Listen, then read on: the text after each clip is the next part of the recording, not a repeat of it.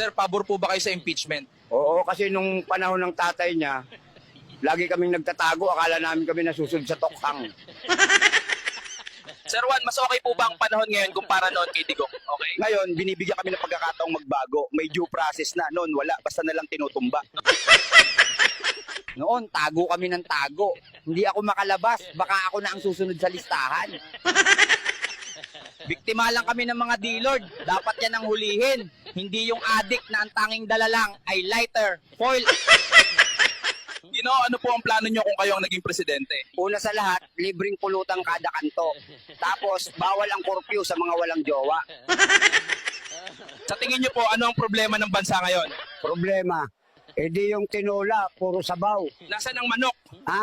Nasaan ang manok? Sir, ano ang solusyon nyo sa korupsyon? Simple. Ipalay detector test lahat ng politiko, real. Habang nakapolygraph, may karayom sa upuan. Sir, sino po ang may kasalanan kung bakit naghihirap ang bansa? Walang iisang may sala, pero sure ako, hindi ako yon. Sir, may solusyon po ba kayo sa traffic sa EDSA? Simple lang. Gawing one-way lahat ng kalsada, papuntang palengke. Anong solusyon nyo sa pagtaas ng kriminalidad?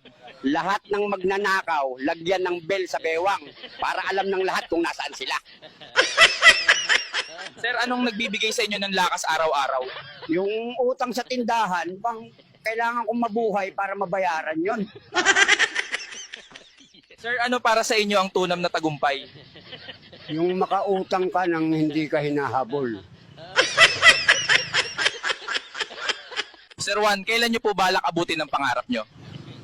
Pag natuto na akong matulog, Sir, mahilig po ba kayo sa alcohol? oo, pero hindi yung panlinis, yung may tama. Sir, paano nyo pinangangalagaan ang mental health nyo? Simple lang, umiinom ako ng tubig. Tapos inom ng konting gin para pampakalma. Sir, ginagamit nyo pa po ba ang face mask? Oo, para itago ang mukha ko sa mga inutangan ko. Sir, naniniwala po ba kayo na flat ang mundo? Oo. Lalo na kapag nakainom puwen, umiikot man, flat pa rin ang bagsak. Sir, anong pinaka nakakagulat na bagay na nakita nyo sa kalye? Yung ex ko, may bagong jowa. At mas pangit pa sa akin. Sir, anong ginagawa nyo pag walang ulam? Tinitigan ko lang yung kanin. Tapos iniisip kong lechon siya. Sir, araw-araw po ba kayong naliligo? Araw-araw akong nagpaplano. Pero yung tubig, busy. Sir Juan, paano po ba makaiwas sa utang? Simple lang, huwag lumapit sa tindahan. Kung lalapit ka, dapat mabilis kang tumakbo pabalik. Sir Juan, paano nyo po malalaman kung panaginip lang ang lahat? Pag may ulam sa mesa, doon ako nagdududa. Sir Juan, paano nyo kinakausap ang crush nyo? Tinitigan ko lang. Minsan di rin ako makatiis. Kinakausap ko na sa isip. Sir Juan, paano maiwasan ang inggit? Isipin mo, kung lahat ng may bago, may utang din. Sir Juan, dapat po bang sumagot lagi sa group chat? Depende. Kung may ambagan, huwag kang online. Anong nakikita nyo kapag tumitingin kayo sa salamin? Isang bayane, tanga, lasing, pero di sumusuko. Sir Juan, paano nyo tinitiis ang maingay na kapitbahay?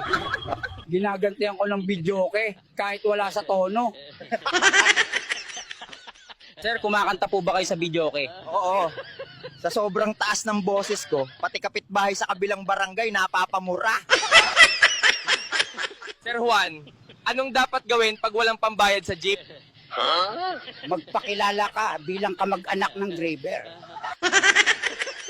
Sir Juan, natatakot po ba kayo sa multo? Hindi. Takot sila sa akin. Kasi wala rin akong pahinga. Sir Juan, safe po ba yung nagmomotor na isang kamay lang? Safe yan. Basta yung isa mong kamay nakaabot na sa St. Peter. Paano nyo po inaalagaan ang kalusugan nyo? Nagja-jogging ako tuwing wala nang laman ng bote. Pabalik sa tindahan. May mensahe po ba kayo sa mga kabataan ngayon? Mga kabataan, huwag kayong padala sa barkada. Kung iinom kayo, huwag sa gitna ng kalsada. Sa tabi lang, may anino pa.